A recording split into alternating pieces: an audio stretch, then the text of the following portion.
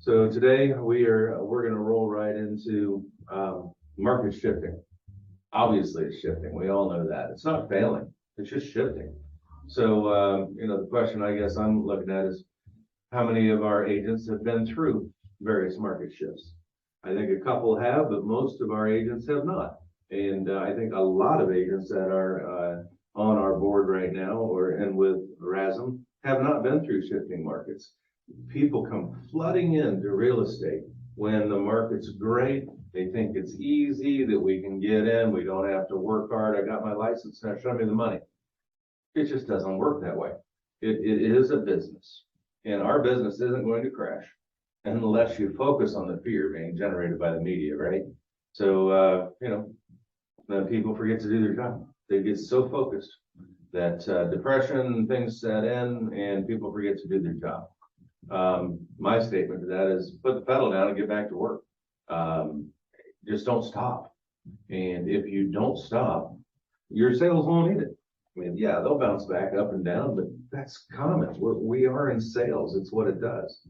So you need to continue to focus on the relationships that you have with others. You need to know your market. You've got to have the knowledge of the market, and you've got to be able to speak with confidence. I think it even helps that as we're doing these things, that it would be wise for our agents and you guys to look through these things and speak. Do it for yourself. Just, when these slides are up, mute me, whatever, and you say these things. Read through it. Make it make sense to yourself. Put a mirror in front of you so you know that you are liking what you hear, or video yourself. Make sure that as you're speaking and as you're advising people, that you're doing it clearly and with confidence. And I think the only way to be confident in your market is to have full knowledge of your market. And that's where I put down here. It's just like being able to defend your beliefs. You need to be able to defend your market. So, I believe in God, and I believe in Jesus, and I believe in the Holy Spirit, and I believe they're all one. So for me, I can defend that. I've studied a bit of apologetics and what we believe, and so I can defend it to a large degree. But it's interesting then, I watch other people that are so darn good at it, and I think, I have so much room to improve. So we always have room to improve, right? But when you're let's back up. When you were in school, let's go back to grade school. You got to give a speech. Did anybody get nervous? I think it's just a natural, right? There are those few people that can get up in front and just talk to people, and that's fine. And some it's natural. But, yes, I didn't get too nervous. Actually, I got more nervous the more prepared I was. But anyway, I remember giving a speech about the skateboard I rode in class one time. But anyway, you need to be able to defend these things and speak with confidence. It's true. So the best way to do that is, yes, there are those that do it naturally, and that's great. But practice outweighs natural ability every time. It just does. So if people are studied and learned, they're going to end up doing better than those that just have natural ability. Natural ability doesn't mean you have plans and things set up. It just means you're flying by the seat of your pants a lot of the time too. So let's get back to this. Anybody recognize these points up here? As we've talked about, as we've talked about our USPs before, our universal sales proposition. This one is the one that I have stuck with. I've tried tons. I've done the ones of, I'll sell your house in 90 days or I'll sell it for free. If your home doesn't sell in 30 days, I'll give you $1,000 at closing. Those are universal sales propositions, little one-liners, and those are great for marketing pieces because it separates you from the crowd. But in reality, skilled professionals are well-trained and understand what their firm stands for. For us, this is straight out of our website, of course. It's because of our clients that we are distinguished as ethical, caring, genuine, experienced, and supportive. We're honored and humbled, knowing this isn't by chance. We are intentional when it comes to supporting you. You need to be able to say something like that from your heart when you're talking to people. And it's part of an elevator pitch. Why would they work with you? Well, it's all about your lifestyle, right? So we guide you in fulfilling your dream the way you want to live it. And that's what makes it your lifestyle, your way. It's just interesting things. How are we attentive as well? I didn't put attentive in here. It's never about our opinion. Instead, it's a heavy focus on your desires. It's these things that will draw buyers and sellers in to want to work with you. And what we need to do is create that draw. And it's a constant. It's not I got it good, now people will call me. No.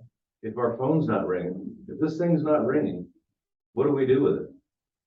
Do we just look at it, put it in our back pocket, put it in our briefcase, forget about it? No, you use it to call other people and keep those relationships going. And it's just a constant. And people don't get offended by the fact that you're trying to make a living out here.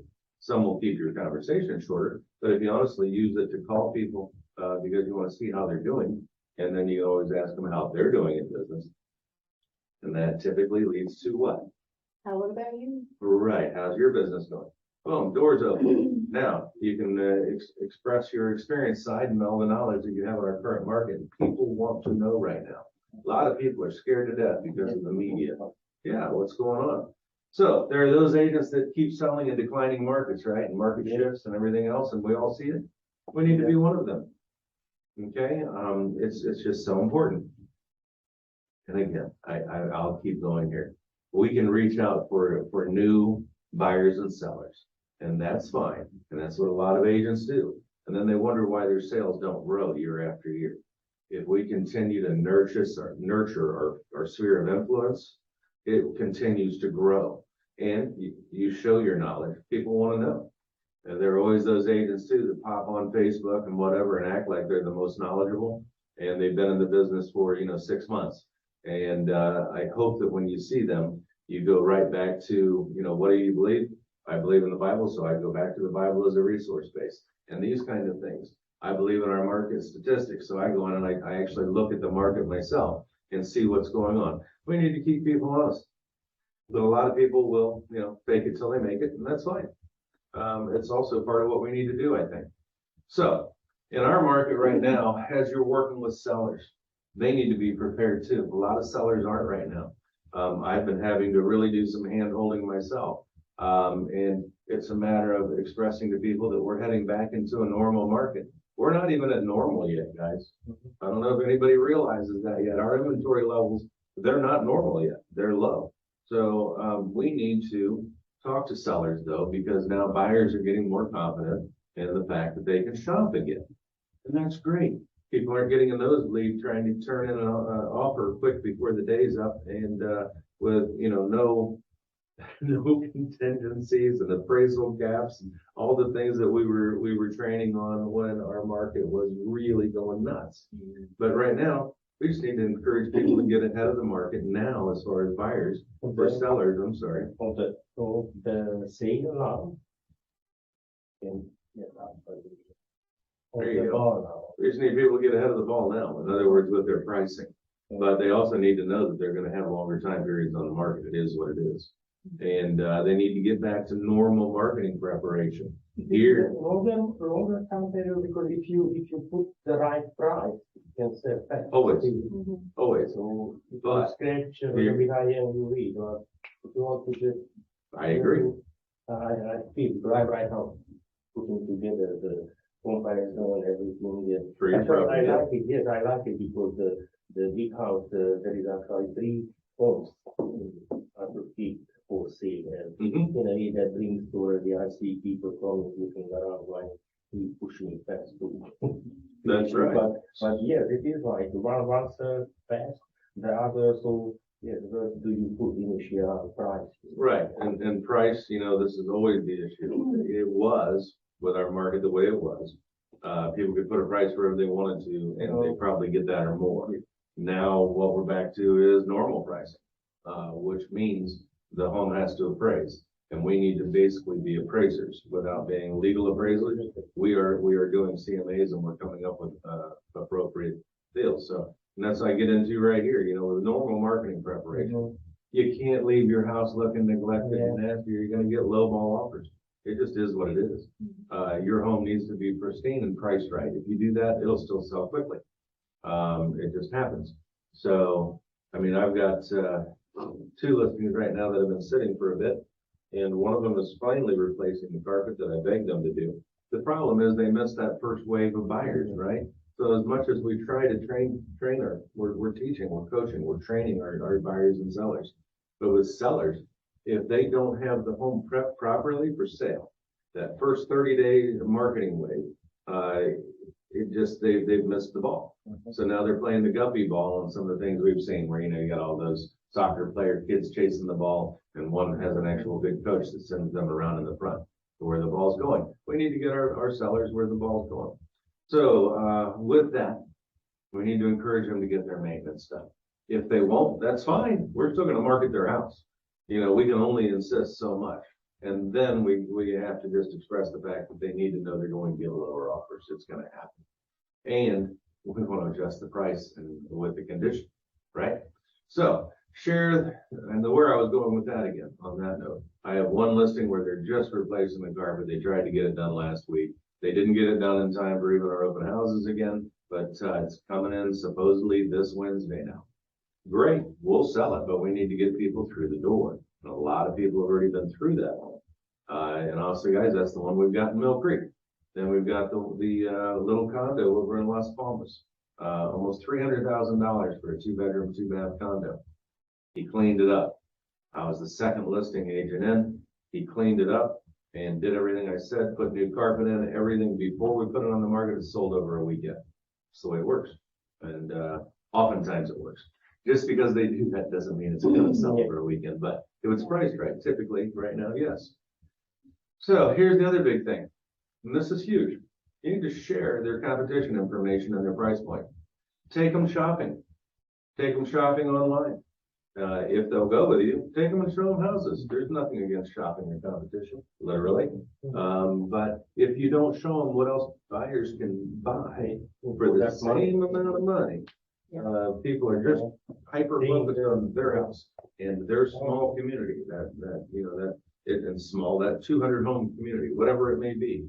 But if somebody's asking, they're asking $499, show them everything that's available under 500,000 right now, or between 4 and 5, and give them a reality check, or they'll find their spot on. It's huge to make sure that, again, we're coaching them. We're giving them the knowledge that they need to do well, right? Yeah. So bottom line, this is what Emil was saying. Do solid CMAs for your sellers. Arm them with information to make wise decisions. And we have to be accurate again. The folks that got into this business and didn't take any of the training and coaching and were even knowing people and getting listings and just saying, well, I don't know. Here's what I think. What do you think? And seller go, well, I thought maybe we'd get 900,000 for it, even though it's only worth 7. And they go, okay, let's try it. And they're getting it somewhere. But anyway, with that, it's gone. So now, folks that don't know how to do CMAs, they don't know how to price homes properly, and they can't be accurate, they're not going to get the listings. That's simple. And if they do, it's simply because they have a really good friend that is going to be sad they have to fire them in 3 months. But here's the deal. You guys have access to the information that we've set up based on this already. So I know I call it scripts, but again, it's in our scripts section, but it's about price reductions. This should say seller motivations, and expires. So, these are things that I think are very important. In our app files, we have the price presentation. If they don't do it, the price that you want, I start talking about an immediate price reduction within a week if it doesn't sell. If it doesn't sell, can you sign here then that we'll drop it to the price that I think it should be at immediately, because if we go past that, we're going to again miss that big wave. But they have a new word. I keep seeing they call it price reduction, price improvement. Price improvement. There you go. Yeah. Improvement. That's right. Reduction is different, but price improvement so in to sell it. So I no, that's good. I'd never be sorry, but I'm interjecting good stuff. So yeah, maybe we should say it's a price improvement. I like that because it does click differently, even coming in my brain. I like that. That's good. So again, we have our price presentation. we have things about pricing objections. If we don't know the objections that people are going to kick up, and guys, honestly, 95% of the time or higher, they're the same objections every single time. It's just, if you don't know what they are, how do you defend against them or be prepared for them? And all of a sudden you sound like an absolute pro. Let's say you've never sold a house and you come in and I don't know, maybe you're the second listing presentation. You think you're the only one, but it's just not real. You go in, you do your presentation. They start asking you and objecting to the price that you're pointing at, and you're saying, I don't know, have you talked to other people about pricing? Be quiet and wait. Most of the time they'll go, well, yeah, so-and-so said I should put it at this amount. It's like, well, you could, but here's what's going to happen or could happen to you. And if you don't sell it in the first 30 days, we're going to be dropping price, right? If we do it now, the chances are we may still get multiple offers, even in our market, if we're pricing it too low. And that's fine. But anyway, we need to know how to overcome pricing objections, and you're going to sound like the pro as a new agent over somebody who has been doing it for, quote unquote, 20 years, but's only sold 3 houses. You know, that happens too. So just because people say, I've been doing this 20 years, I know everything about it. If you usually research them, you find they really don't sell hardly anything. On the other hand, if you research them, they do sell a lot. Listen to them. We get some learning opportunities. And then our guide is preparing for sale. This is the part again about the maintenance and upkeep and things that people should do. And Joey pointed out that we hadn't put our seller's guide in app file, so it's up and running too. Be sure to look at that. And these are things, the seller's guide, you could actually use it as a listing presentation. But think about this, the minute you print something off at a listing presentation and you hand it across the table to somebody, I don't know, you know, the minute I hand that to you, what's your natural thing to do? To look at it and read it. And all of a sudden what you're saying is over here because they're now reading what you handed them, right? That's the way it works. So take it back from them. Quick question, Leo, this actually sent in the chat. Yeah. So the prices of homes are changing, but how much is that price difference pretty much gonna be? Many people are waiting for that, homes to lower in price. I don't know, but here's what's going to happen with that. I don't think anybody knows the answer to that. Anybody that says they do is a liar. Nobody knows that. What we do know is that rates are looking towards double digits next year. So even if prices are coming down a little bit right now and they wait and the prices come down, they're actually paying more every month because those rates are so darn high. And so it's the adjustment time. But nobody knows. And the fact of the matter is the only prices I'm seeing coming down are asking prices. It's not sold prices. So what we need to do is, again, go in, Leovis, and do our homework too. And we need to look at the community that we're showing. And we need to be the professional in every single community we sell. And that only takes about 15 minutes of study, maybe a little bit more, to study that community as a realtor that has access to MLS and data, and print off just for yourself if you need to every home that's pending and sold in that community. And you can print off the others if you want to, but I always print off the expireds and off market too, because that's not where any seller wants to be. Okay, so can we answer where's the price going to go to? Nah, we can't. It's impossible. Can we say that according to the latest statistics I heard this morning that our stock market may drop another 27%? Sure, we can say that based on simply what people are saying on the news. Do we believe them?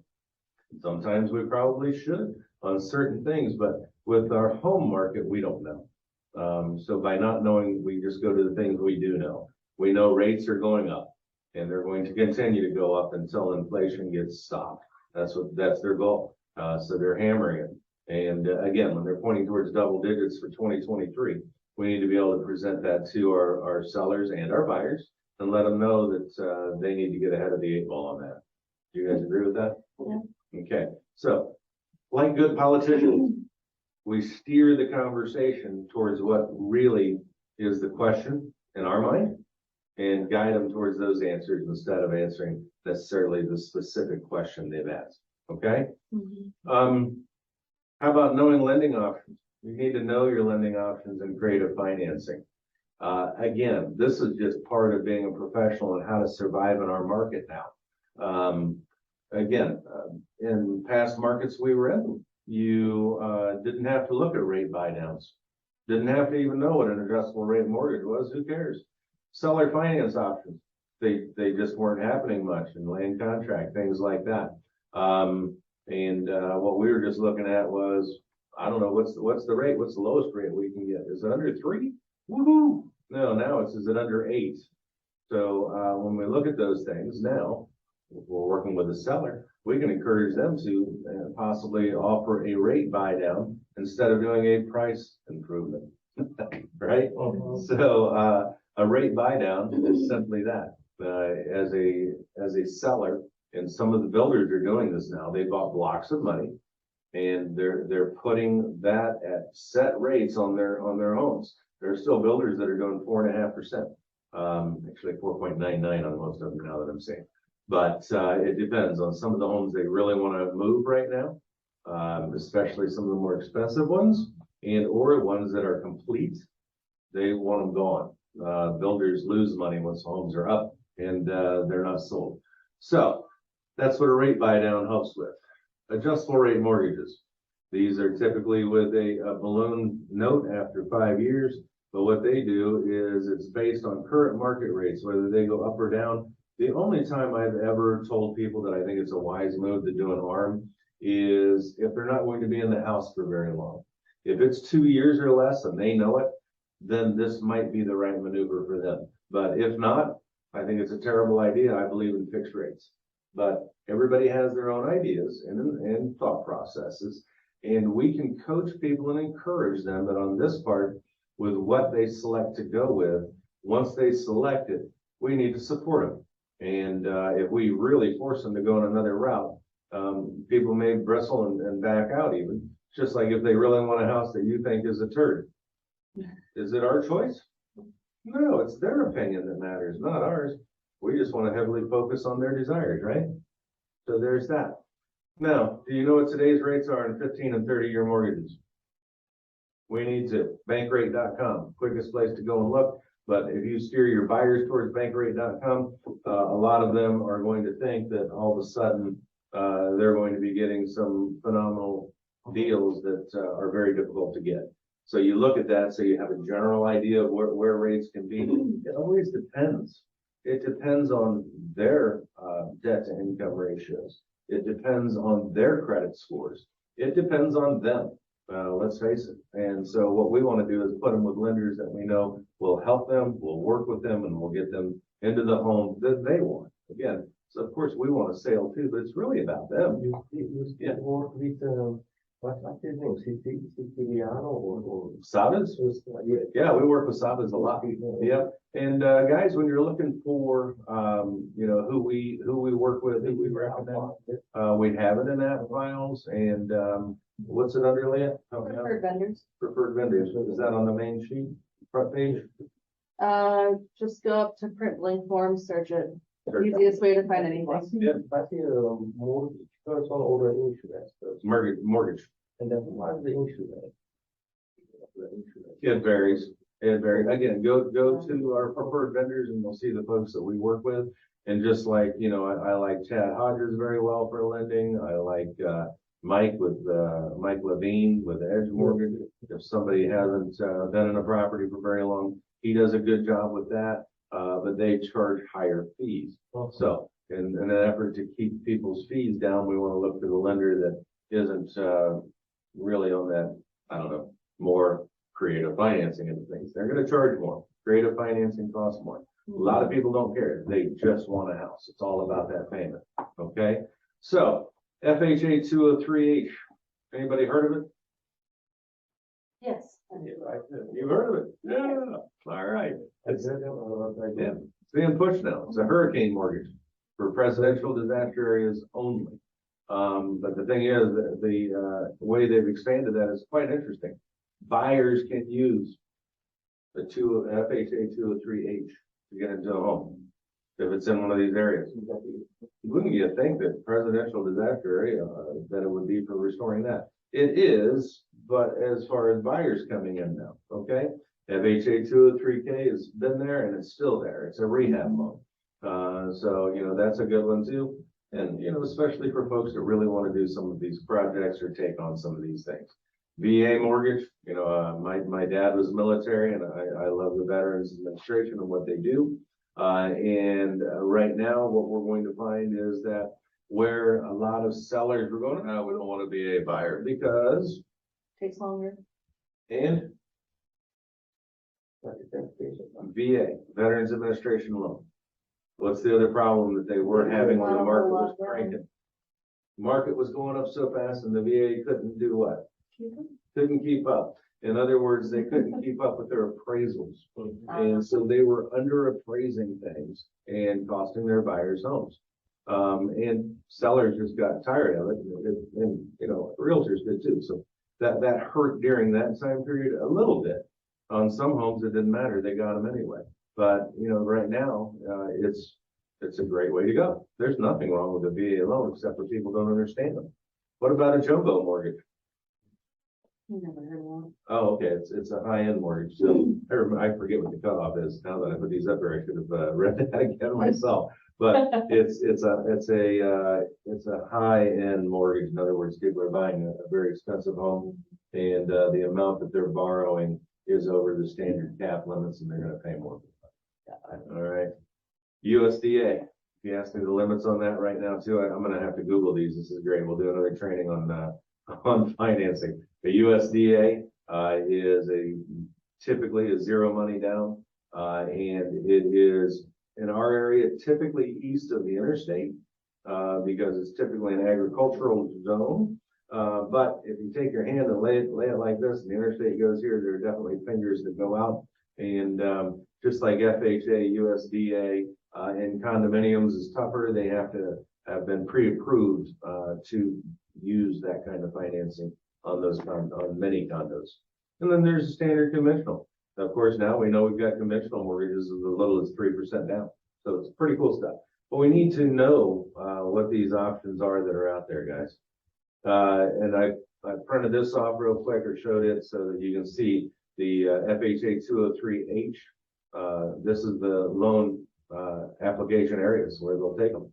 And it's a lot of communities. And look at that, Manatee. Imagine that. So I think that's pretty important to know. And we talk to the lenders about what the benefits are, okay? But we need to know these things. Real estate in the market decline. What's declining in our market right now? Asking prices. Yeah. Yeah. Not necessarily selling prices, asking prices. Do you know how to ask for a price reduction? If you're working with a seller, what if you're the buyer's agent and you need to really express to the selling agent why the price is too high and it needs to be improved. Okay. But these are things we need to know. And if it's with a seller of ours, the question you need to ask yourself is, have you earned the right to do so? And that's where, going back to our scripts again, we have a lot of this information set up so you guys can do it and do it professionally and do it well. Just do it right. It's easy. If you do it right. If you don't, you're going to stumble over your words, kind of like I was just over financing, because I just simply haven't gone through it in a little bit. It's got to be at the forefront of our minds. Sources of buyers and sellers. This has changed a little bit. Investors. Do they care if the rate goes up? No, they really don't. It's all about what's their return on their investment. And investors are still, and investors are buying right. They're not sitting on the sidelines going, gee, the price is too high. No, they're saying, hey, if this price is fair, okay, let's make it make sense. If this rate is what I'm paying on that money for this, okay. So that means if I put a tenant in, I have to have it rent for this much to cover everything. And it's renting for how much? Rents are going up. What? Rents are going up like crazy along with the rates? Yeah, they sure are. Guess who's ringing the bell? Investors still are. Okay. So it's time to continue after investors, guys. Geographic marketing always works. Do open houses in your target market if you can, This one, it's interesting to me. I've been offering for anybody in our office that wants to set open houses that I've got to do it. Very few of y'all have taken me up on it. It's a way of getting your foot out there, getting your name out there, and meeting people. And the other thing is visit every listing in your geographic target area. Know your inventory. Kind of like when I go to buy a car, and I know you guys have heard me say this before, but if I talk to a car salesman and they don't know their inventory, I don't want to talk to them. I just don't have time. I don't have time to wait for somebody to learn on me. I want somebody that, even if they just got into the career field, that they've studied their market sheets on what's back there, and they go, oh yeah, we've got that car, and I saw it, and here's what's inside of it, and here's how I know I've been in the car. Okay, I've been in the listing. Right, I know that house. Yeah, that house, it's priced a little bit lower, and we could go see it, but it has purple carpeting, it needs updating, all the countertops are old, it needs a roof and an air conditioning system. People are gonna go, wow, you do know the market. How about if you're showing condos and there's a concierge? It's so important to go visit those things before you take your buyer there. You want to go say hi to the concierge, get a tour of the building yourself so you can be pointing out where things are, and tell them, please, when I walk in, greet me by name. Here's my card, put it right here. I'm going to be here tomorrow. When they do, your buyers are going to be like, okay. And again, who cares if it's your second day in business, your first day in business, you did that. You did it right. And these folks are going to be impressed that people know you. They're not going to be asking, how long have you been in business? Everybody knows you. Okay, if they do that, well, how long have you been in business? Seems like everybody knows you. I know, it's crazy, right? I love walking in and have people greet me, don't you? But you did not answer the question. Exactly. Imagine that. Networking groups. Anybody going to the networking groups? If you're not, you need to look at your networking groups. For the younger agents, there's young professionals, which I think would be an important one to get in for our younger agents. And there are also the women's groups, which I think are very important. I don't know why they don't have men's groups, but they don't. But they're just important groups to be in and get to know other agents. Everybody's like, why do I need to get to know other agents? I need to get to know buyers and sellers. The way you get other agents to want to work with you is that they know you. And they can talk a seller into working with you over somebody that has a slightly higher or identical offer because they know you and they trust you. They want to work with you. It's important to network. Yeah. I visit every listing. How is that accomplished? Like, you wait until there is an open house, or I can just no. If you go in, even if it's in showing time, it can be a seller preview. No, I or buyer like online and check out everything, but to actually go. No. It's a preview. It's the type of showing preview. When you're in the showing time app or on the Right. pop out window in seller, when you're on the listing, you go to showing time and then you can schedule up a day and time to go and preview the property. Yeah, so you're not lying and saying you're bringing a buyer through your I don't have a buyer or anything. I Yeah, just want so- to myself. But you don't tell them that. What is that? You don't want to tell them that. Of Yeah. course. Again, why so much information? It's So they I don't. just want to see the property. Right. Well, I'm working with buyers and I need to see the property. Are you not working with any buyers? Are you a buyer? Could you be a buyer? Yes. I'm working with buyers. I need to see the property and see if it's something that they'd like to see. But otherwise, yes, if there is an open house, you can walk in and check. Of course. If not, then this is the salon Mhm. house. Absolutely. Yeah. Now, what is pre Showing time? Preview. But then we do that in our part too, when we listing and Mhm. sell. Yeah, people can do it too, I encourage it. The more people that come through our listings, the more agents that come through our listings, the more chances of that listing selling. Yes, So let's go here, as a listing agent, are we really marketing to buyers? Who are we marketing to the strongest? Other agents. Other agents, absolutely. Another agent is most likely going to sell that house. And, that's why we are more than happy to pay the other agent's fee from our firm.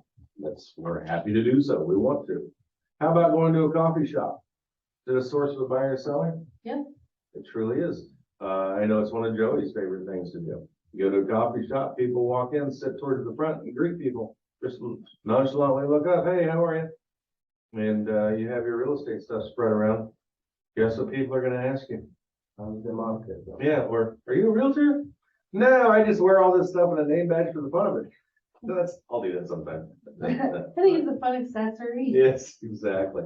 But, anyhow, it works. And then, be consistent. One and done doesn't work. Don't waste your time and money. Setting one open house doesn't typically work. You typically don't get your first open house. Well, here's the deal. It can ruin you too. You do one open house and you're slammed. You have 6 couples that come through. Everybody leaves their name, phone number, and email, and nobody's working with an agent. Okay, it happens, but it may happen on the 8th one that you do, or the 12th one that you do. You might sit one and have one couple come through, and you have to answer a phone call, and they duck out the front door and they're gone. Okay, so bring your other business stuff with you that you can do during an open house. It's not just about the open house. Of course, always have things that you can do. Who else can you be calling and talking to when you're doing it? Let them know you're setting an open house right now. You'd love it if they'd come out. Do a live post on Facebook. Let people know that you're working, you're out here, you're in the market. It's the way we do it. And the more people that see you working and what we do, the more going to want to work with you. It's just the way it works, guys. So one and done doesn't work. If you send out 880 postcards to a large block of area and you don't get a single call and you quit, where was the value in that? And wait a minute, and it's the most expensive postcard. Big, shiny, full color, gorgeous pictures of the communities, some smiling faces, everything's done right. Still no calls. Here's the deal. Don't waste your time and money. Either be consistent or don't do it. So, for us, I'm still convinced that writing simple statements and call to action things on tiny little postcards does the most good. And make it about you being one of the neighbors or something. But anyhow, we have options with that too. But don't waste your time and money. Do it well, and we can help you do it well. Remember, people want to work with agents they see all the time. Be that agent. Guys, this is what I'm saying. All these things add up. People seeing your name, it adds up. You start to buy a part of their brain. Well, this just makes sense, honestly. You do. You buy a part of their memory. They start remembering who you are. The phone rings and it's you. It's like, oh yeah, I saw your sign out there. It's good to see you work in the neighborhood. Why are you calling me? I'm not selling my house. I just figured I'd check in. Maybe you would. Maybe somebody else wants to buy in the community. I'll go to work with them. By the way, how are you? You can go down that trail with shift gears to how are you? How's the family? How's everything going? Take it down a personal trail. If we don't establish that relationship connection, they're not going to work with you. There are some that will work with you just because you're professional, but it's bottom line is people want to work with folks they assume they know. Okay? Use your app files. Look under the scripts. Don't read them. I tell you guys this all the time. Use them as a guide. Study them, get the knowledge from them, set them aside. And even if you're at your desk, of course, and you're making those cold calls or FSBO calls, yeah, then it's a great time to have it sitting right here, maybe over there, your notepad here. So when you're talking to people, you're taking notes about them, it's about them, or it's about them, it's about them. But conversation's waning. Oh, I forgot to ask. Boom, ask them another question. Hopefully they don't hang up on you. That happens. But if they do, thick skin, call the next person. Like dating, I guess, back in the day. You get enough no's, who cares? Ask somebody else, gonna say yes. It's just real. So this part, guys, again, it's just important to, we've talked about this over and over and over and over again, and I'm gonna beat this dead horse. It's right up there with relationships. Goals are not a plan. Plans are not a strategy. A strategy is not an execution. An execution is not accountability. So when you think about those things, it's so important to know that we do need goals. We need a target. So what if we target a community? We're going to do our geographic marketing, okay? Target a community. As we're newer and we don't want to spend a ton of money in marketing, make it a smaller community. Don't kill yourself and don't financially break yourself trying to get in. I mean, this is a pay-to-play game, but we don't want to break ourselves doing it. And then think about it. Plan's not a strategy. Strategy is what I was just talking about, which is taking aim. Take aim on that smaller community. Strategy. Got to have strategies and steps, action plans to get to the goal that you plan. And it just flows this way. Execution now, without accountability, is not sustainable. There are entrepreneurs that can be accountable to themselves.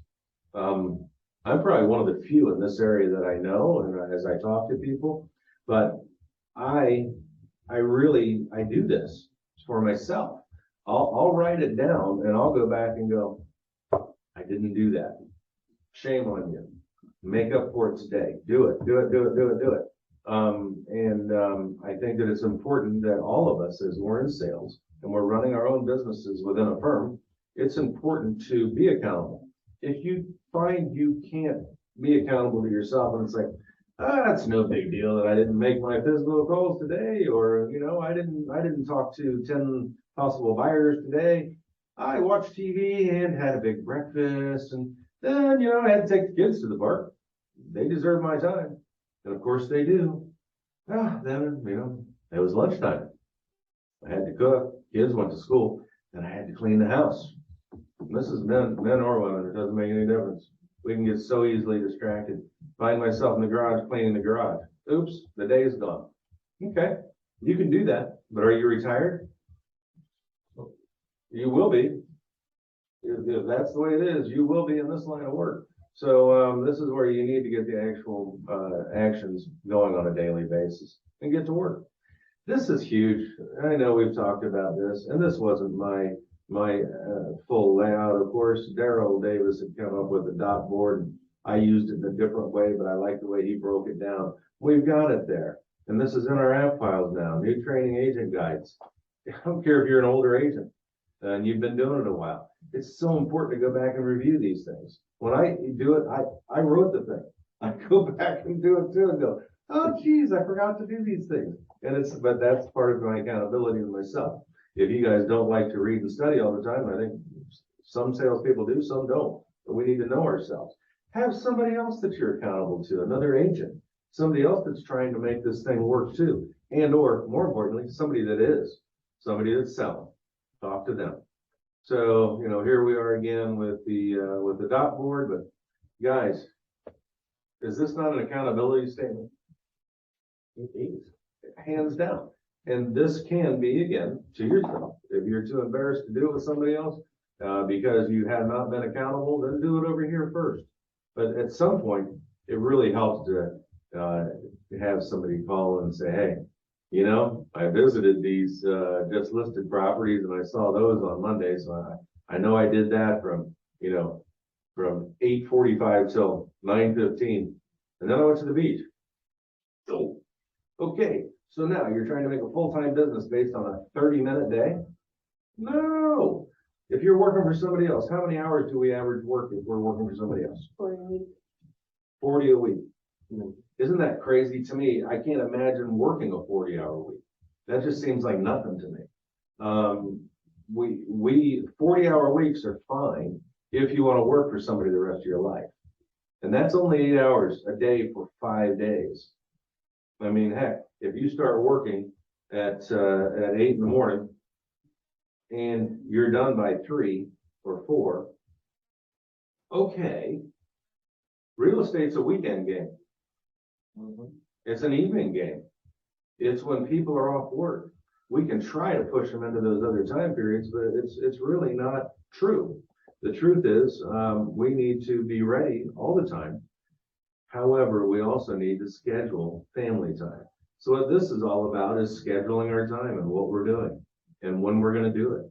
Because now these kind of things you're typically doing before you're meeting with clients, before you're visiting, this is visiting properties, before you're showing properties. Okay? So there are things you do before and after. And of course, there are the break times. It's not like I don't want people working this 24/7. People do that and they burn out. They'll do well, but then they burn out. And that's not the goal either. Be a good B+ student. You'll do awesome here. Okay. How about gaining market share or fall out of business? Ever thought about that? And what we do, we're either gaining or we're falling out of business. It's really It's never, there's never a flat line in real estate.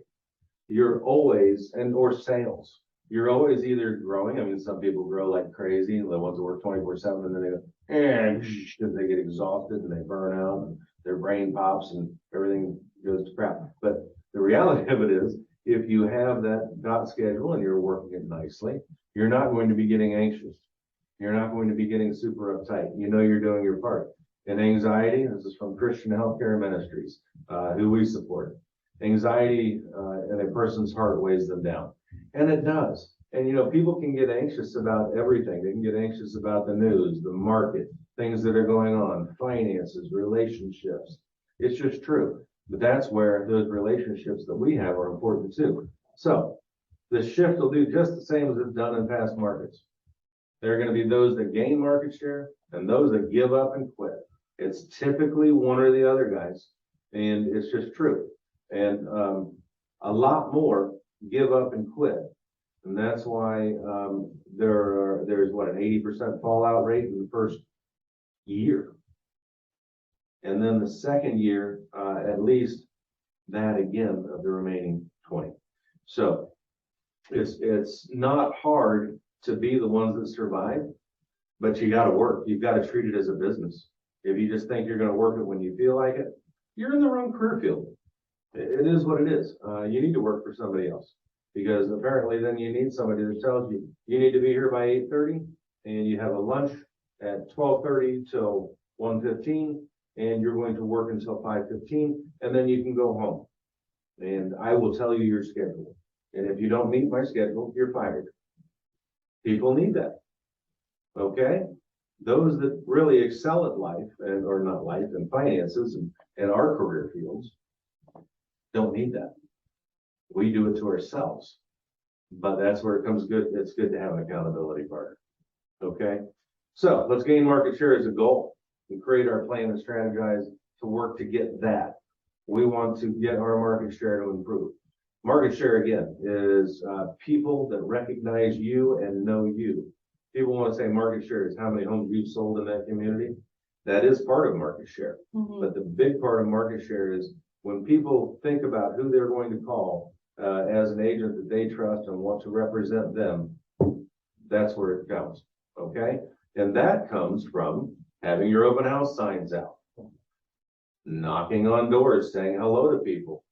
How about this one? Lee has been working hard on this. When you sell a property or you have somebody that you really want to work with, we now have,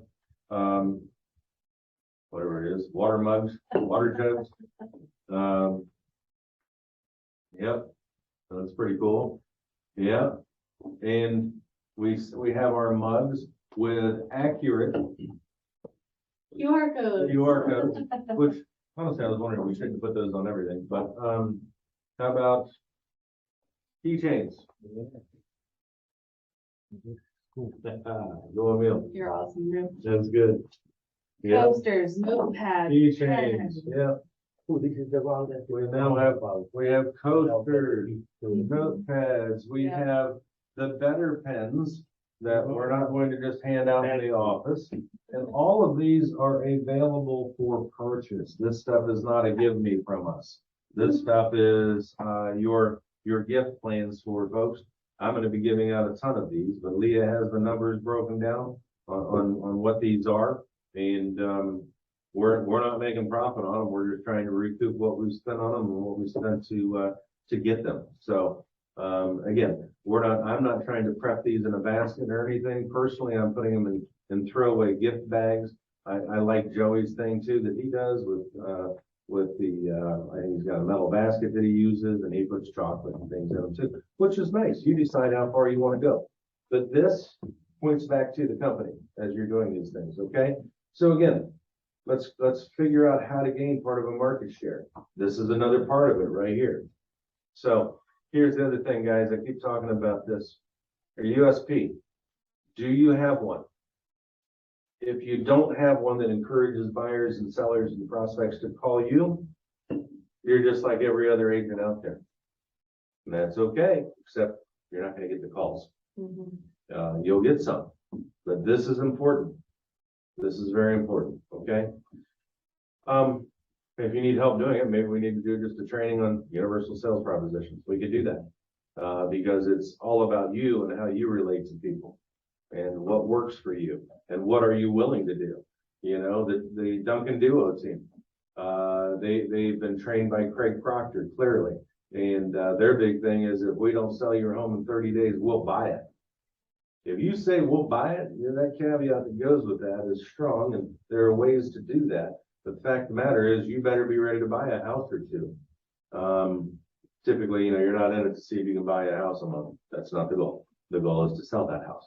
So it's time right now with this market, guys. Reach deep into your sphere of influence and engage them. Be sure you're at the top of their minds when they're ready to move, right? We have deep roots in our community as Ellerman's Realty. And you need to know these things, from purchasing livestock at our local fairs to support our young entrepreneurs. We do this every year. And we give all of that meat to our local dream centers. We have it ground, we pay for the processing. It all goes to the local dream centers.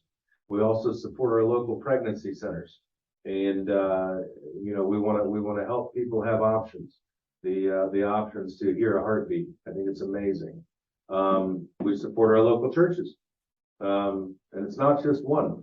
When we hear of a need, well, I'll just tell you, last year we paid for a bathroom in a church that needed one over in West Bradenton. It just seemed like the thing to do.